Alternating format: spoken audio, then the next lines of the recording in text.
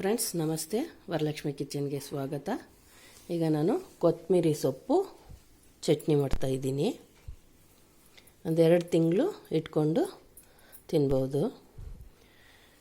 2 ಕಟ್ಟಷ್ಟು ನಾಟಿ ಕೊತ್ತಂಬರಿ ಸೊಪ್ಪು ತಗೊಂಡಿದ್ದೀನಿ. ತೊಳೆದು ಈ ಥರ ಬಟ್ಟೆ ಮೇಲೆ ಆರಿಸ್ಕೊತಾ ಇದ್ದೀನಿ.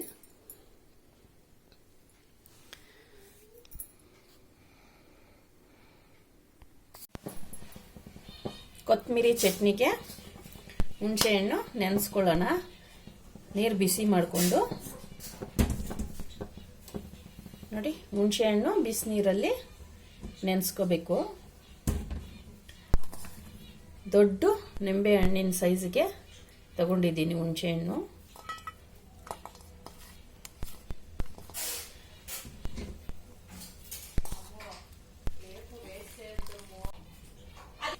ಹುಣಸೆಹಣ್ಣು ಬಿಸಿನೀರಲ್ಲಿ ಹಾಕಿ ನೆನೆಸ್ಕೊಂಡಿದ್ದೀನಿ. 1 ಸ್ಪೂನು ಮೆಂತ್ಯ ಹಾಕಿ ಹುರ್ಕೊತಾ ಇದ್ದೀನಿ. ಇಷ್ಟು ಹುರಿದ್ರೆ ಸಾಕು. 1.5 ಸ್ಪೂನಷ್ಟು ಸಾಸಿವೆ,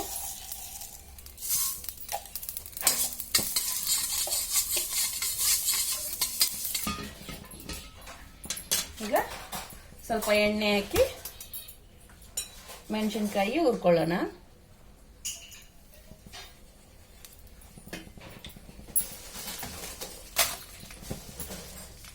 ಖಾರಕ್ಕೆ ಎಷ್ಟು ಬೇಕೋ ಮೆಣಸಿನ್ಕಾಯಿ ಅಷ್ಟು ಸೇರಿಸ್ಕೊಂಡು ಹುರ್ಕೊಳ್ಳಿ.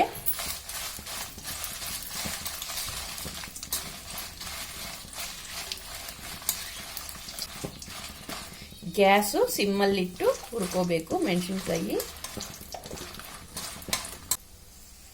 ಮೆಣಸಿನ್ಕಾಯಿ ಹುರ್ಕೊಳ್ಳೋದು ಗಮ್ ಅಂತ ಘಮ ಬರುತ್ತೆ, ಆಗ ತೆಗೆದು ಬಿಡೋಣ. ಇಷ್ಟಾದರೆ ಸಾಕು. ಈಗ ತೆಗೆದು ಬಿಡೋಣ. ಇದೇ ಬಾಣಲಿಗೆ ಇನ್ನು ಸ್ವಲ್ಪ ಎಣ್ಣೆ ಸೇರಿಸ್ಕೊಂಡು ಕೊತ್ತಂಬರಿ ಸೊಪ್ಪು ಹುರ್ಕೋಬೇಕು.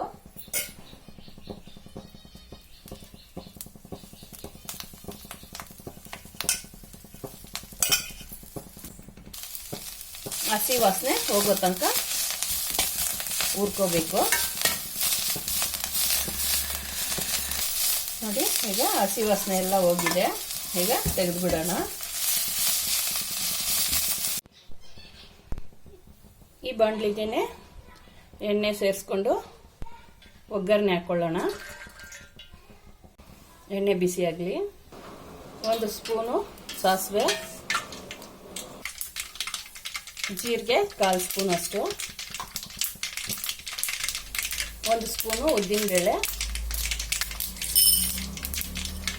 1 ಸ್ಪೂನು ಕಡಲೆಬೇಳೆ,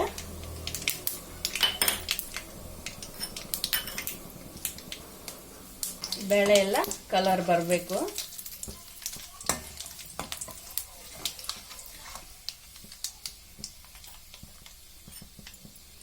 ಎರಡು ಬೆಳ್ಳುಳ್ಳಿ ಜಜ್ಕೊಂಡು ಹಾಕ್ಕೊತಾ ಇದ್ದೀನಿ.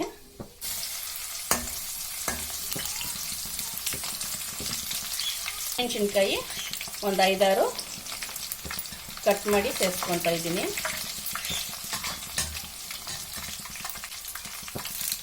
ಕರ್ಬೇವಿನ ಸೊಪ್ಪು 2 ಎಲೆ,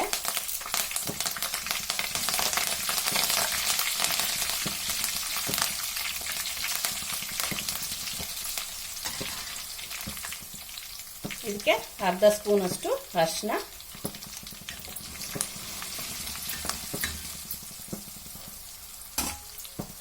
ಸ್ವಲ್ಪ ಇಂಗು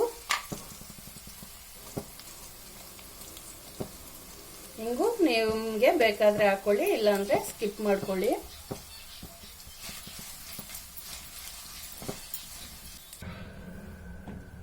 ಮೆಣಸಿನ್ಕಾಯಿ ಪುಡಿ ಮಾಡ್ಕೊಳ್ಳೋಣ. ರುಚಿಗೆ ತಕ್ಕಷ್ಟು ಉಪ್ಪು ಹಾಕಿ ನುಣ್ಣಗೆ ಮಾಡಿಕೊಂಡು, ಇದಕ್ಕೆ ಪುಡಿ ಆಗಿದೆ. ಇದಕ್ಕೆ ಹುಣಸೆ ಹಣ್ಣು ಹಾಕಿ ಪೇಸ್ಟ್ ಥರ ಮಾಡ್ಕೊಳ್ಳೋಣ.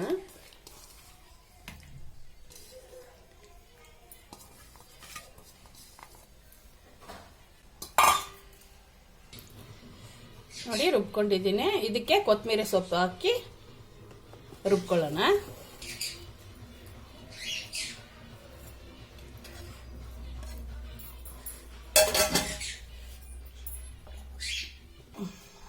ಇಟ್ಕೊಂಡಿದ್ದೀನಿ. ಈಗ ಒಗ್ಗರಣೆಗೆ ಸೇರಿಸ್ಕೊಂಡ್ಬಿಡೋಣ. ಚಟ್ನಿ,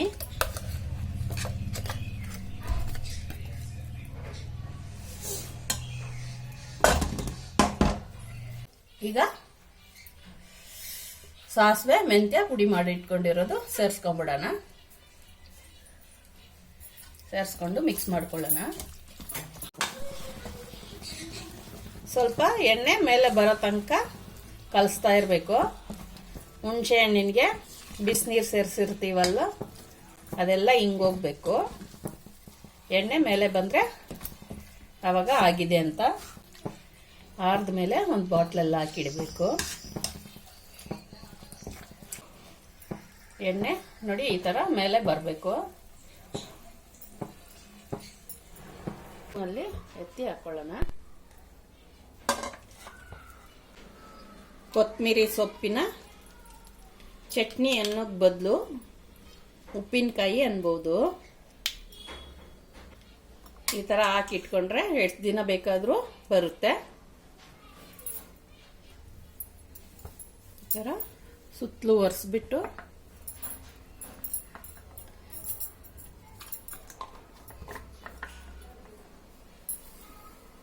ಕೊತ್ತಂಬರಿ ಸೊಪ್ಪಿನ ಉಪ್ಪಿನಕಾಯಿ, ಕೊತ್ತಂಬರಿ ಸೊಪ್ಪಿನ ಚಟ್ನಿ ಅನ್ಬೋದು, ಉಪ್ಪಿನಕಾಯಿ ಅನ್ಬೋದು. ಏನೇ ಅನ್ನ ಹಾಕಿ ಕಲಿಸ್ಕೊಳ್ಳೋಣ.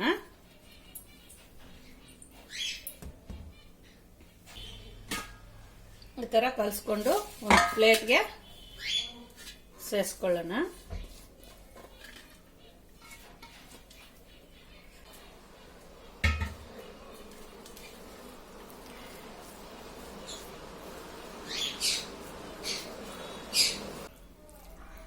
ಟೇಸ್ಟ್ ನೋಡೋಣ. ಚೆನ್ನಾಗಿದೆ ಫ್ರೆಂಡ್ಸ್. ನೀವು ಈ ಥರ ಮಾಡಿ ತಿನ್ನಿ. ಟೇಸ್ಟಿಯಾಗಿದೆ ಅಂತ ಕಾಮೆಂಟ್ ಮಾಡಿ. ನನ್ನ ವಿಡಿಯೋ ಇಷ್ಟ ಆಗಿದ್ರೆ ಲೈಕ್ ಮಾಡಿ, ಶೇರ್ ಮಾಡಿ, ಸಬ್ಸ್ಕ್ರೈಬ್ ಮಾಡಿ. ನನ್ನ ಚಾನಲ್ ನೋಡಿದ್ದಕ್ಕೆ ಧನ್ಯವಾದಗಳು.